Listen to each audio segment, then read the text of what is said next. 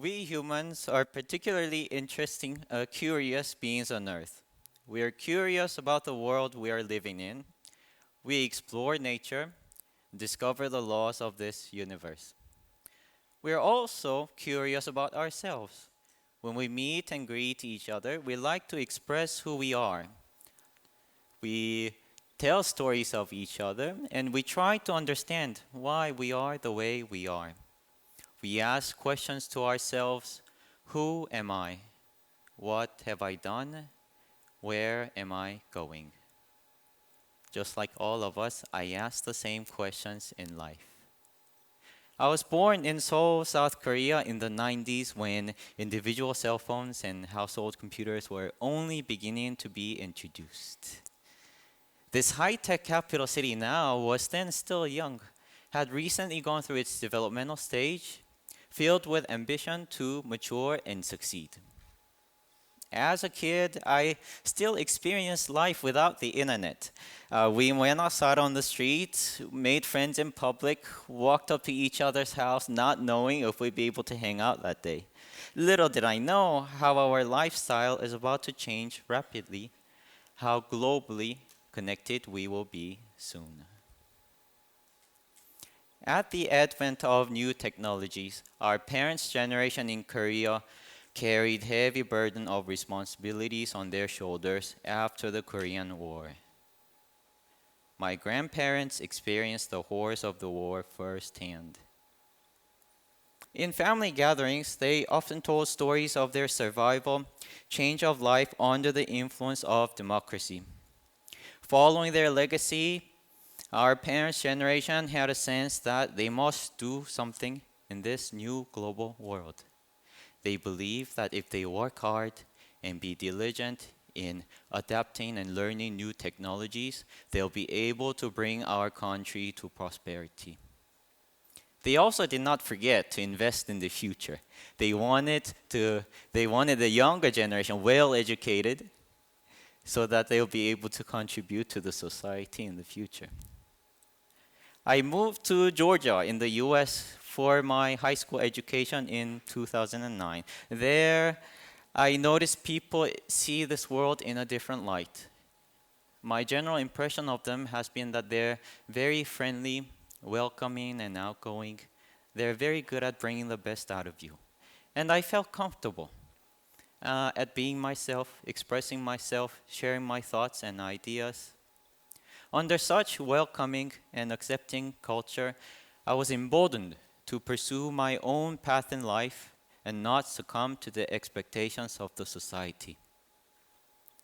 Back then, I was interested in arts and music, more so than math or science. This is because I believe these subjects expressed human spirit in its purest form. However, I did not distance myself from other subjects either. I remember one day in a math class being introduced to a concept called Pascal's triangle. Now, a bit of mathematics. There will be mathematical formulas, and it is okay if you do not completely understand them. If you just follow along the visuals, I'll have a message for you at the end. Yeah. Pascal's triangle contains lots of interesting patterns. For example, have a look at the second row. So we have 0 plus 1 equals 1, 1 plus 1 equals 2, and 1 plus 0 equals 1. A similar pattern holds on the fourth row as well. We get 0 plus 1 equals 1, 1 plus 3 equals 4, 3 plus 3 equals 6, and 4 and 1. And you guessed it, whatever row and column you wish to find, if you just add the two numbers previous above, you'll get the correct pattern. And this process is called recursion. Recursion is a method for generating a mathematical structure according to a pattern that refers to itself. Now let's do a bit of algebra. The powers of the binomial 1 plus x. Anything to the 0 power is 1. If you raise to the first power, you get back itself. If you square it, if you paid attention in class, 1 plus x squared is 1 plus 2x plus x squared. And cubed, now we have to work out a little bit. And then the fourth, it gets complicated, but they look very familiar. These are exactly the numbers that appear on the Pascal's triangle. And this fact is known as the binomial identity. Let's do another one. Fibonacci sequence begins with 1, followed by another 1. And then from there on, we're going to add the two previous terms on the sequence. So 1 plus 1 is 2, 1 plus 2 is 3, 2 plus 3 is 5, and then 8, and 13, and then so on. And Fibonacci sequence, just like Pascal's triangle, is organized according to the process of recursion. It looks back at itself, its previous history, to determine what it will do going forth into the future. Now, can we find this Fibonacci sequence on Pascal's triangle? It's not so easy.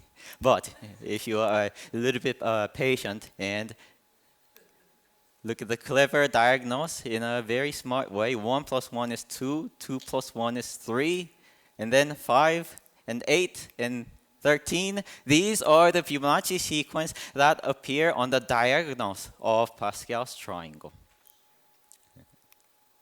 If one particular idea resonates with me, it stays with me forever. A few years later, Pascal's triangle visited me again. My first year in college, I began to pursue my degree in mathematics. This is not because I had a change of heart, but rather because no arts or music program accepted me. If I had to choose any other subject other than arts and music, I still wanted it to be something that embodied human soul, and I believe mathematics was just that. One day after class, a fellow colleague of mine told me how the Fibonacci sequence can be expressed by a formula without recursion. So here we saw that Fibonacci sequence expressed in recursion. Now we will set up an equation that mimics the pattern of the Fibonacci sequence. So we will set x squared equal to the sum of two previous monomials, x and 1. We can solve this equation. Quadratic formula. X equals 1 plus or minus square root of 5 over 2. And the positive solution is known as the golden ratio, often associated with a sense of beauty found in nature. And the negative solution is known as the conjugate for this golden ratio. And he told me how the Binet's formula expresses Fibonacci sequence in this formula using golden ratio and its conjugate. And when I first looked at it, I couldn't believe it. It's such an irrational equation that contains square roots of 5, golden ratio, its conjugate. But soon, if I be patient and did some calculation, realize all the irrationalities cancel away, and we got 1, which is the first term on the Fibonacci sequence. Let's try it again. To find the 7th term on the Fibonacci sequence, I just need to put 7 into this equation. And no matter how complicated the calculation is, soon all the irrational parts disappear, and 13. That's another Fibonacci number we saw. When I looked at this, I remembered Pascal's triangle. And how these numbers appear on the binomial identity. And it just so happens that at this moment in college, I was learning about Newton's binomial theorem, which allows us to raise our binomial 1 plus x to the power of any real number t. So what it means is that if we indicate the positions of the terms on the Pascal's triangle, now with the Newton's binomial theorem, we get a continuous lines of numbers. And we saw that on the diagonals of Pascal's triangle, these are Fibonacci sequence. And in turn, by the Binet's formula, these are sum of two exponential functions. I wondered what happens if I add the same diagonals now, including all of the terms appearing on the Newton's binomial theorem. And this is no longer a discrete sequence, but rather a continuous function defined on all real numbers.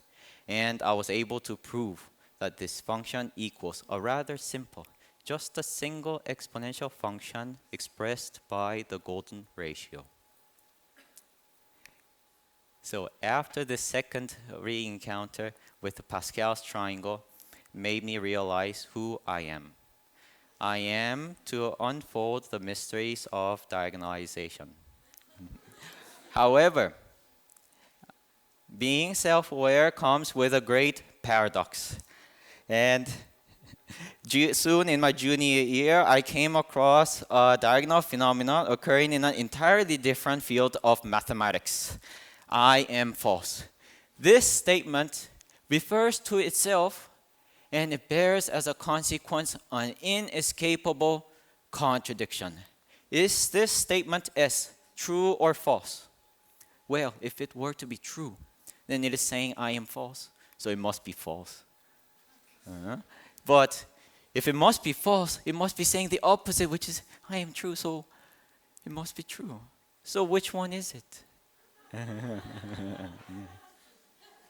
And mathematicians realize such naive paradox has real concrete implications in the field of computer science. Imagine a scenario where we humans interact with intelligent computer algorithms, and we input some numbers and wait for the computer to output something, give us back. Perhaps the simplest algorithm we can think of is the one that simply echoes back whatever that we put in. Maybe a slightly more intelligent algorithm will be able to compute the squares of the number that I put in. And there's also an algorithm that detects if the input that I put in was even or odd. And we will list all such algorithms on our table in this manner. Now notice, not always the algorithms will give us an answer. This is because the algorithm may enter into an infinite loop of computation. So we have a natural question. People asked, is it possible by analyzing the contents inside of the program and the human input, can we know in advance if the algorithm will halt or diverge? This is known as the halting problem. And to everyone's surprise, mathematicians proved that there is no computer algorithm that can solve this halting problem, and here's why. Suppose, on the contrary, there was such an intelligent algorithm.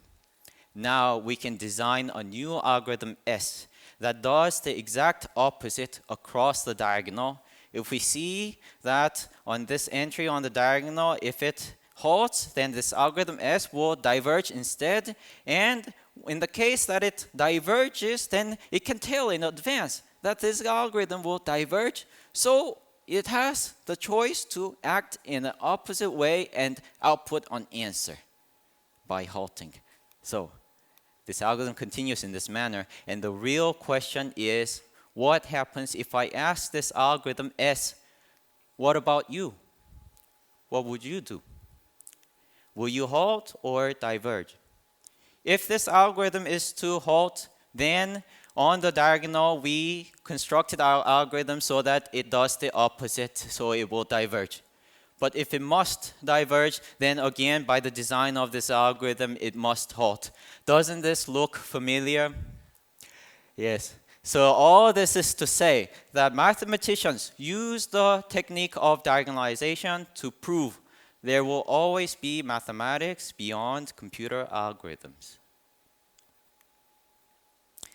So ever since this experience, I have traveled around the globe, visited many places on Earth, in pursuit of bridging the two distinct areas of mathematics, all under the principle that the diagonalization provides means to escape fixed systems, and that it provides the true shape of a new solution. And my message today is that I believe the same principle holds for human life. What makes us different from a mere computational algorithm? How can we be assured we're not just some deterministic electric signals and chemical reactions? Are we but reward-seeking machines trapped inside a closed environment? Amidst the ever-increasing complexity in our social constraints and expectations, we are to step back and reflect on ourselves. Who am I? What have I done? Where am I going? In pursuit of your discovery of I am, I hope you will find much joy in your life. Thank you.